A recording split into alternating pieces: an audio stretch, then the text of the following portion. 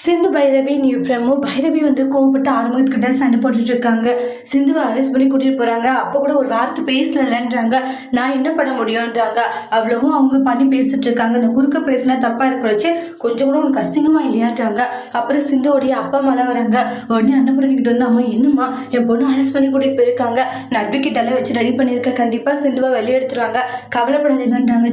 என் பொண்ணுக்கு ஜெயிலுக்கு போற மாதிரியான நிலமாயிடுச்சுன்னு சொல்லிட்டு ரொம்ப கவலையோடு இருக்காங்க. இங்க பாருங்க, சிந்து ஜெயிலுக்கு போனது எனக்கு தான் கஷ்டமா இருக்கு, என்ன பண்றது அப்படின்ட்டு எல்லாம் சொல்றாங்க. அதுக்கப்புறம் மகா இருந்துட்டு உங்க பொண்ணு பண்ண வேலைக்கு அவ ஜெயில தான் இருந்தா பின்ன இங்க இருப்பான்றாங்க. அவ என்ன கொஞ்சம் நஞ்சு வேலையை பண்ண அந்த அளவுக்கு கேவலமான வேலை பண்ணியிருக்கா உங்க பொண்ணுன்றாங்க. ஆனா நீங்க அவளை தலையில தூக்க இஷ்டம் கொண்டாடிக்கிட்டு இருக்கீங்க, இதெல்லாம் கொஞ்சம் கூட சரியில்லாத ஒரு விஷயம் அப்படின்ட்டு எல்லாமும் சொல்லிக்கிட்டு இருக்காங்க.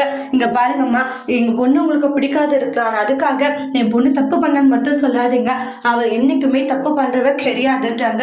அதை விட்டுட்டு சும்மா அவன் மேல நீங்க வீண் பழி போட வேண்டான்ற மாதிரி சிந்துவோடைய அப்பா அம்மா சொல்றாங்க. ஆமா, இதுக்கு ஒண்ணு குறைச்சல் இல்லைன்றாங்க. உங்க பொண்ணு எந்த அளவுக்கு கேவலமான வேலை பண்ணிருக்கான்ட்டு எல்லாம் தெரியதான் போகுது அப்படின்ட்டு எல்லாம் சொல்றாங்க.